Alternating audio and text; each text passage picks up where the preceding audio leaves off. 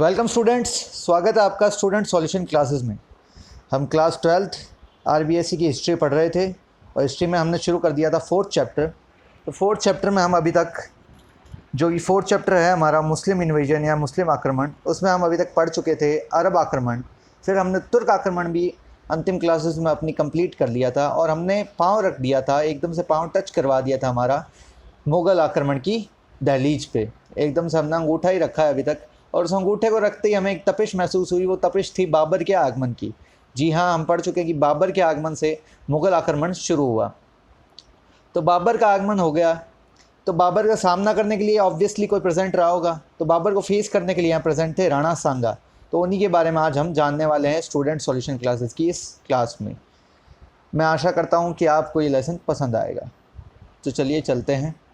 राणा सांगा multiple parts में आएगा, कई पार्ट्स में आएगा ये लेसन, और ये लेसन आपको प्रेजेंट किया जा रहा है by Piyush Jangid, who is the history faculty of student solution classes. Rana Sanga की बात करने से पहले बता दूं, अगर आपको ऐसे चैप्टर्स या लेसन्स के पूरे पार्ट्स चाहिए या आपको पूरे कोर्स से जुड़ना है तो आज ही ज्ञानशाला ज्वाइन कीजिए। ज्ञानशाला ज्वाइन करने का प्रोसेस पूरा डिस्क्रिप्शन में है, आज ही जाइए, ज्वाइन कीजिए और सभी आर्ट्स के सब्जेक्ट की सभी क्लासेस के लिए हमसे जुड़िए। बात करते हैं महाराणा सांगा की। तो महाराणा सांगा जो कि महाराणा रायमल के पुत्र थे, he ruled from 1509 to 1528 CE, यानी उन्होंने शासन किया था 1509 से 1528 तक। शासन किया तो कहाँ किया? मेवाड़ पर। मेवाड़ के सबसे प्रतापी योद्धा कहे जाते हैं। He is called the most glorious king of Mewar. क्यों कहे जाते हैं? आप इस बात को ध्यान से सुनिएगा कि हुआ क्या कि जो आप इनकी पोर्ट्रेट देख सकते हैं, उस पोर्ट्रेट से आपको अंदाज़ा होगा कि इनकी एक आंख नहीं है।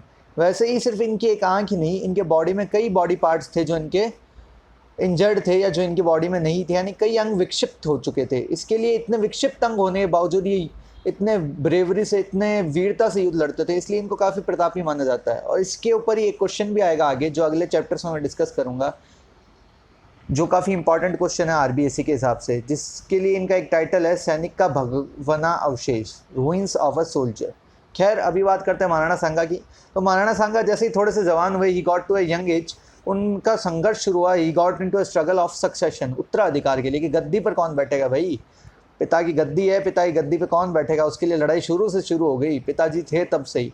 हुआ क्या देखिए, रायमल जब जीवन काल में, यानी रायमल जब अलाइव थे, उनके पुत्रों के बीच आपसी संघर्ष शुरू हो गया, आपस में स्ट्रगल शुरू हो गया उनके बेटों के बीच। हुआ क्या देखिए, तो रायमल के पुत्र थे कुंवर पृथ्वीराज, और एक और थे जयमल, और तीसरे भाई थे संग्राम सिंह।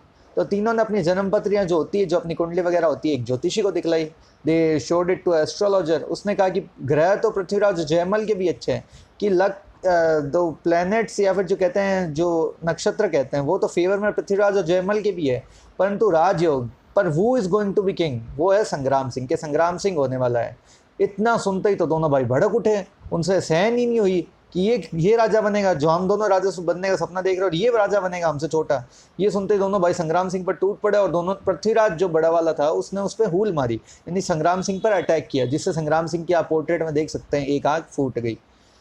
उस समय तो वहाँ क्या थे, प्रेजेंट थे महाराणा रायमल के चाचा सारंगदेव। तो महाराणा रायमल जो इनके पिता थे, उनके चाचा सारंगदेव वहाँ पर प्रेजेंट थे। उस तरह तो किसी तरह उन्होंने बीच बचाव कर लिया, किसी तरह इनको लड़ने से रोका और शांत कर लिया।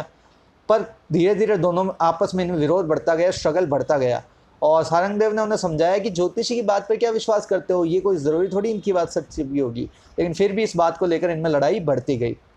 और इस समय क्या हुआ, सांगा अपने भाइयों के डर से श्रीनगर, यानी जो अजमेर का श्रीनगर है, कि करमचंद पंवार के पास अज्ञातवास बिता रहा था। तो इस समय अपने भाइयों से उसका संघर्ष नहीं हो जाए, भाइयों से मार नहीं दे, इसके चलते हुए वो अंडरग्राउंड हो गए। कहाँ? करमचंद पंवार के पास।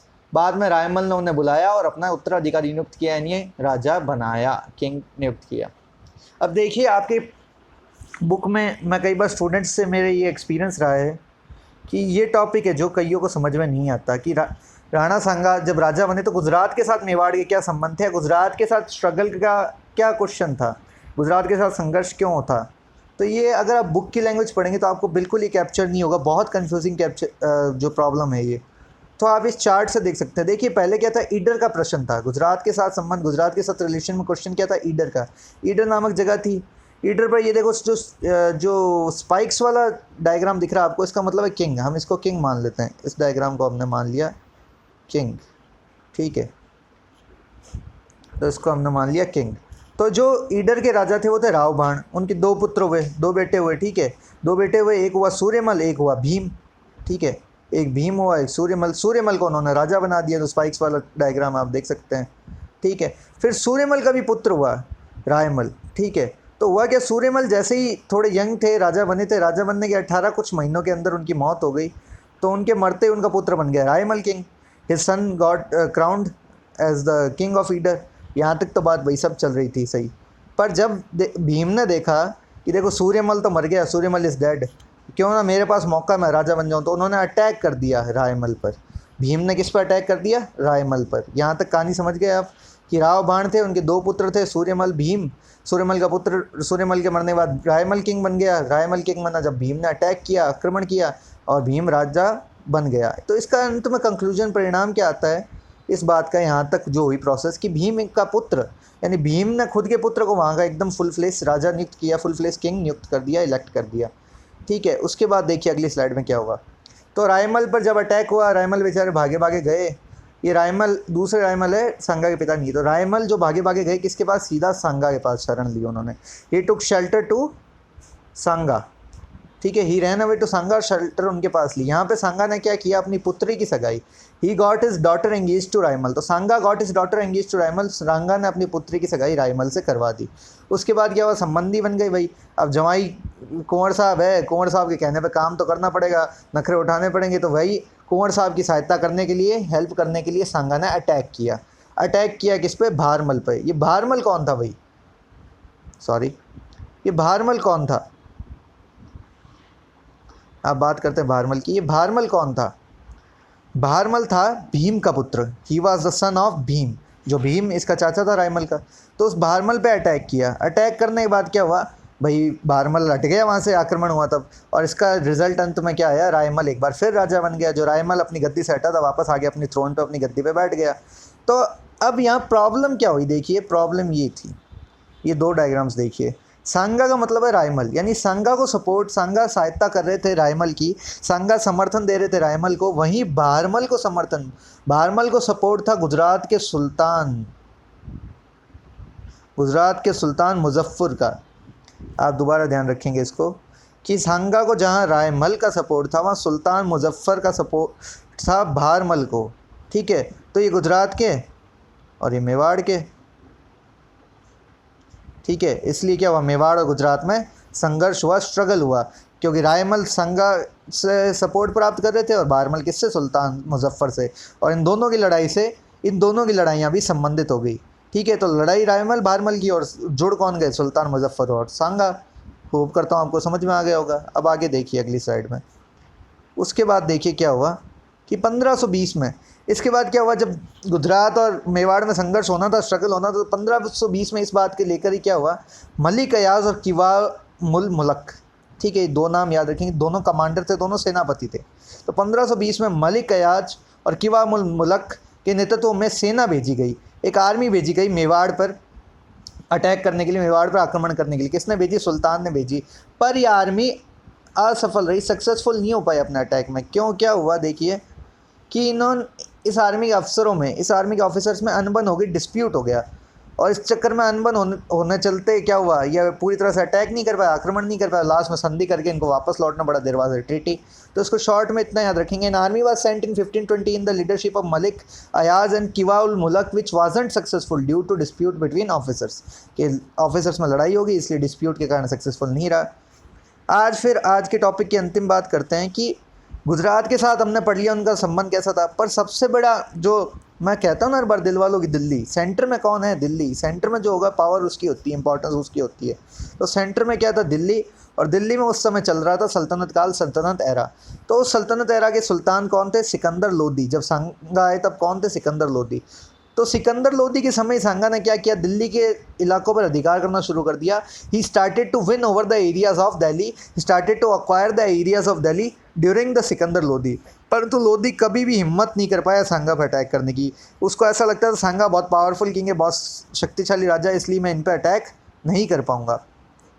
इसके बाद इब्राहिम लोदी ने 1520 में, ठीक है, तो सिकंदर लोदी नहीं कर पाया, ये बात यहाँ ख़त्म हो गई।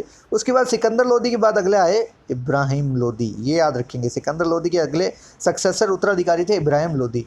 वो आए, उन्होंने 1520 में, कब, 1520 में खातोली नामक स्थान पर, कहाँ, खातोली, खातोली नामक स्थान पर सांगा से मेवाड़ हेतु संघर्ष किया, यानी सांगा से मेवाड़ हेतु लड़ाई की, जिसमें सांगा की विजय हुई। इस बात में ये युद्ध हुआ इन दोनों में, खातोली नामक जगह पर। इब्राहिम लोदी अपनी सेना लेकर के आया मेवाड़ की, और वहाँ से कौन आए, सांगा। खातोली में लड़े, और खातोली में कौन जीता, सांगा, सांगा जीते। परंतु बट इंसिडेंट हैपन, एक घटना हो गई, देखिए क्या हुआ। इसमें सांगा का एक हाथ कट गया, और साथ ही साथ घुटने पर भी तीर लग गया, जिससे वो हमेशा के लिए लंगड़े हो गए। तो ठीक है, तो after that Ibrahim Lodi invaded Mewar in 1520 and fought Sanga at Khatoli, where Lodi got defeated but Sanga has to lose one of his hands to a sword strike, एक तलवार के वार से, and also he got limp, और वो लंगड़े हो गए। तो ये बात आप याद रखेंगे, इम्पॉर्टेंट बात, कि दिल्ली के साथ संघर्ष यहीं था, इसके बाद दिल्ली के सुल्तानों से उनका संघर्ष नहीं हुआ। ठीक है, तो ये था राणा सांगा पार्ट 1। आशा करता हूँ आपको ये चैप्टर बहुत पसंद आया होगा। ऐसे ही चैप्टर के लिए और इससे आगे आने वाले पार्ट्स के लिए आज जुड़िए स्टूडेंट सॉल्यूशन क्लासेस से। Thanks for watching, please like this video, share this video and subscribe this video. एक स्टूडेंट के लिए सबसे बढ़िया क्या हो सकता है कि उसको एजुकेशन प्रोवाइड हो, ऑप्शंस प्रोवाइड हो, वैसे ही एक टीचर के लिए सबसे बढ़िया होता है स्टूडेंट का फीडबैक। तो आप जितना ज़्यादा शेयर करेंगे, जितना ज़्यादा सब्सक्राइब करेंगे, और जितने कमेंट्स करेंगे, और जितने लोगों को ज्ञानशाला से जोड़ेंगे, उतना ही हमारा हौसला बढ़ेगा आपको ऐसे ही लेसन प्रोवाइड कराने का। Thank you very much.